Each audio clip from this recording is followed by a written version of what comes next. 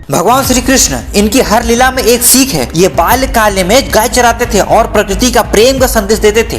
युवा अवस्था में अपने बचपन के मित्र सुदामा से दोस्ती निभाकर उन्होंने मित्रता की एक नई मिसाल कायम की है। एक तरफ श्री कृष्ण ने प्रेम की भाषा को ज्ञान दिया तो साथ ही साथ धर्म की स्थापना के लिए महाभारत जैसे युद्ध भी की थी। श्री कृष्ण का जीवन ऐसे ही बातों से भरा पड़ा है, जरूरत है तो एक नजरिए की। उनका जीवन आपके लिए मैथोलॉजी का एक मात्र हिस्सा भी हो सकता है और आपका पूरा जीवन बदल कर रख देने वाला ज्ञान भी। ऐसा सोचना हमें है कि हम उनके जीवन से क्या लेना चाहते हैं। श्री कृष्ण मात्र कथाओं में पढ़ा या सुना जाने वाला पात्र नहीं है, वे चरित्र और व्यवहार से उतरे जाने वाले देवता हैं। तो आइए सीखते हैं कि कैसे श्री कृष्ण के जीवन से आप अपने जीवन को श्रेष्ठ बना सकते हैं। ज्यादा तो श्री कृष्ण के जीवन से हमें जो बड़ी बात सीखने को मिलती है वो यह है कि शुरुआत से लेकर के अंत तक मनुष्य के जीवन संघर्ष ही होता है। जी हाँ, उनका जन्म कारागारों में हुआ।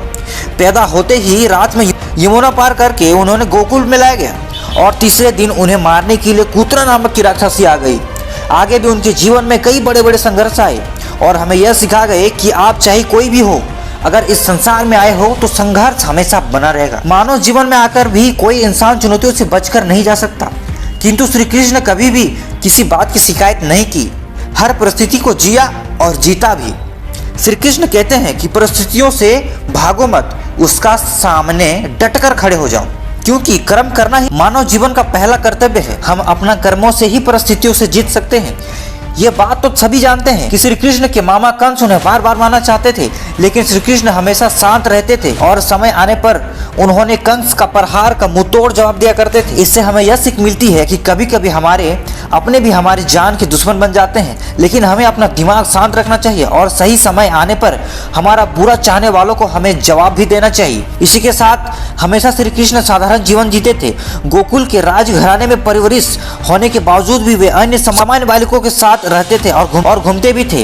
उन्होंने कभी राजघराने का घमंड नहीं किया। इस बात से हम यह सीख सकते हैं कि चाहे आपके पास कितना भी धन दौलत हो, आप कितना भी अमीर क्यों ना हो, लेकिन आपको हमेशा जमीन से जुड़ा रहना चाहिए।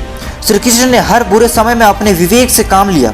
उन्होंने हर विपरीत स्थिति का डटकर मुकाबला किया और हम सबको कभी कभी हार ना मानने का भी संदेश दिया। उनके जीवन से हम यह सीख सकते हैं कि हमें हमेशा आखिरी तक का प्रयास करना चाहिए, आखिरी तक का प्रयास करते रहना चाहिए, भले ही परिणाम हमारे पक्ष में हो या ना हो। कृष्ण और सुदामा की दोस्ती के बारे में कौन नहीं जानता है दोस्तों। हो सकता है कि आज के जमाने में दोस्ती का मतलब केवल अपना काम निकालना रह गया है। कोई किसी का बुरे वक्त में साथ नहीं देता, लेकिन श्री कृष्ण हमें ये सिखाते हैं जिस तरह उन्होंने अपने मित्र सुदामा का और अर्जुन का हमेशा साथ दिया, आपको भी अपने दोस्तों का हमेशा बुरे वक्त का साथ जरूर देना चाहिए। श्री कृष्ण के जीवन से हमें एक बहुत बड़ी सीख मिलती है कि पालने वाला भी जन्म देने वाले के बराबर दर्जा रखता है। हालांकि श्री कृष्ण को देवकी ने जन्म दिया था, लेकिन उनका पालन पोषण यशोदा और राजनंद गोकुल में किया था। ये जानते हुए भी श्री कृष्ण असली माता पिता उनसे दूर है। उन्होंने यशोदा और राजानंद को हमेशा दिल से प्रेम किया और उनको आदर सम्मान की कोई भी कसर नहीं छोड़ी। हालांकि वे गोकुल में ग्वाली की तरह अपना बचपन बिताते थे, गाय चराते थे, साथ साथ पशु पक्षियों से भी उनका गहरा लगाव था।